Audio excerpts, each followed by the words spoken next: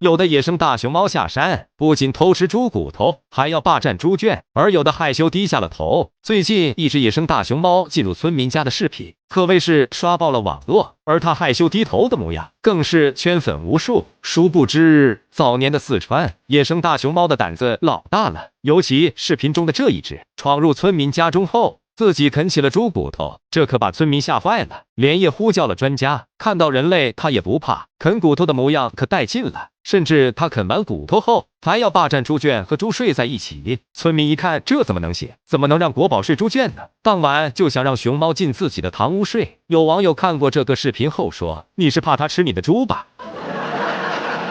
视频中，他把骨头吃完后了，还在找寻食物，看来没吃饱。村民一看，这还得了？国宝来自己家中，连饭都吃不饱，这传出去了，岂不是让他人笑话？随即在炕上拿出了一块猪肉，怕国宝不好操作，还亲自为其剁碎。怪不得野生大熊猫喜欢在四川串门，因为村民实在太热情了呀！你瞧瞧这位熊猫的动作，简直太熟练了。想必他不是一次两次来村民家中了，怪不得网络一直流传着四川人手一只大熊猫的传言呢。这也是今年拍摄于四川的视频，一只野生大熊猫爬在村民窗户上，不停打量着房间内的食物。有四川的朋友吗？可以让我去你家里玩几天吗？我想去摸摸大熊猫。哎呦我的妈！季喜乐在椅子上翻车后，这次他又翻进了沟里。众所周知，当时天津八里台的二姑奶奶喜乐，凭借坐椅子没坐稳而出圈，只见摔倒在地的她爬起来后，好面的她还看看有没有人发现。当时看到这个视频，我都以为她成精了。然而好景不长，才过去不到1年时间，喜乐又滚出圈了。这天她高高兴兴的出来上班，一个翻滚，结果直接翻进了沟里。看到游客众多，好面的他连头都不敢抬起来。喜乐翻进沟里没多长时间，妙音也因为翻滚而翻进了沟里，据说动作都一模一样。只见妙音抱着枕头正在翻滚，不料前面有一个大坑，然后他以垂直落地的姿势翻进了沟里。没错吧？简直一模一样，不知道他们是怎么做到的。妙音的这一下好像有点摔猛了，爬起来后的他那是气得不行，爬到木架上后，直接就把金虎的玩具给扔了。妙音的这个表现真的太逗了，看来江湖传言，飞云负责貌美如花，金虎负责闲言嘴碎，妙音负责幽默搞笑。看来那不是传言呀，妙音就是这么幽默搞笑。不信你看他玩滑滑梯，我肚子都要笑出来了。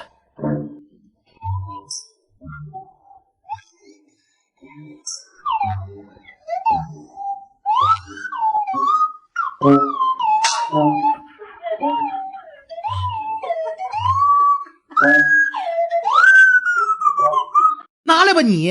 这只大熊猫苹果被妈妈抢了，打又打不过，抢又抢不回来，随后直接在原地哭了起来。哭了一番后，边哭边求奶爸再次投喂苹果。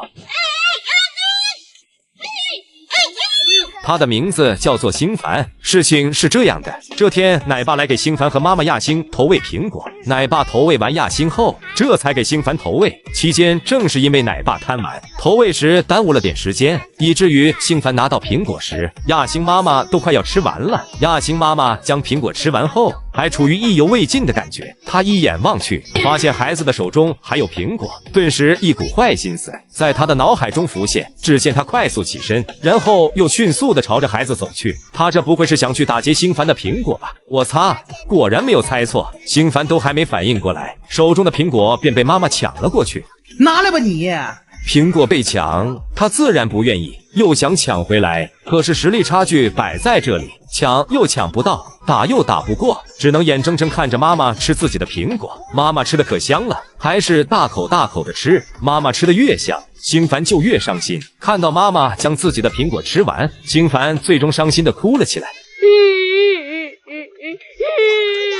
看到星凡哭泣，亚星看了一眼后，愧疚的不敢停留，便快速的走开了。看到妈妈走后，星凡趴在墙上，可怜巴巴的望着奶爸，祈求着奶爸再给自己投喂一次。而亚星在一旁也注视着这一幕，一旦奶爸投喂，估计他又会故技重施，所以亚星没离开时，奶爸也迟迟不敢出手。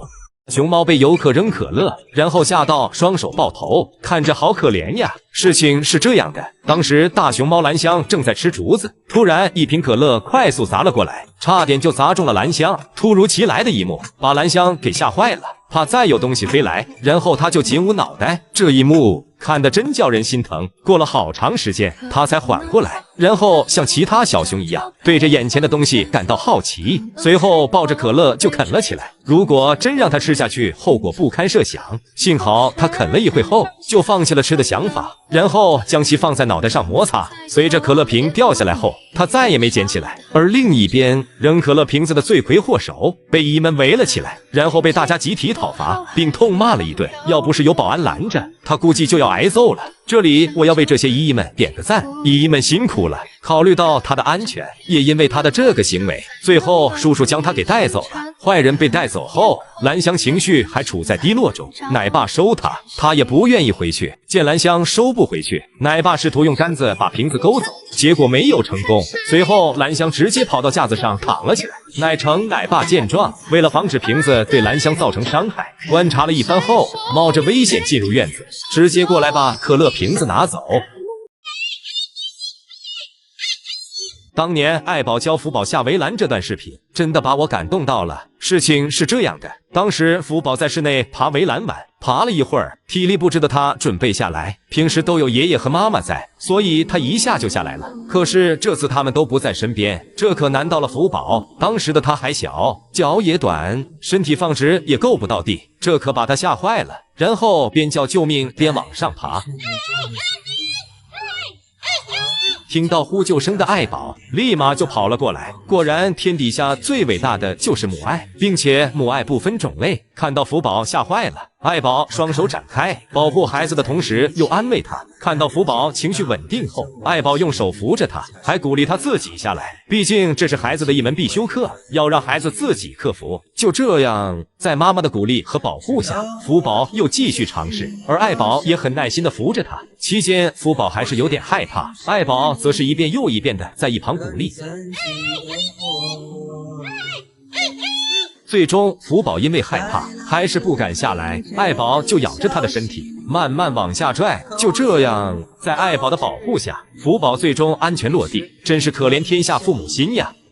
见过这样越狱的大熊猫吗？这只大熊猫太牛了，为了越狱直接拆掉一扇门，最后还成功越狱了。事情是这样的，这只大熊猫发现自己房间的门有点不对劲，用手扒拉一番后，发现很薄，而且还扒得动，于是一个大胆的想法从他的脑海中响起，那就是越狱。说干就干，直接用双手就将这扇门给折弯了。根据老衲多年的经验来看，这扇门好像就是一张铁皮呀，也不要小看它弱不禁风，换做老衲这么扒拉的话，根本弄不弯。所以大熊猫虽然可爱，它们毕竟是熊不是猫，大家在野外见到它们一定要注意。这只大熊猫发现，只要自己不用力，这扇门就会自动归位，这可怎么办呢？只要思想不滑坡，方法总比困难多。万万没想到，他把铁门压弯的同时，还将自己身体压了上去。就这样，在他脚离地的一瞬间，他被铁门的弹性给弹了出去。工作人员通过监控发现后，防止他再次越狱。第二天就来给房间进行装修，不仅把铁门搬走了，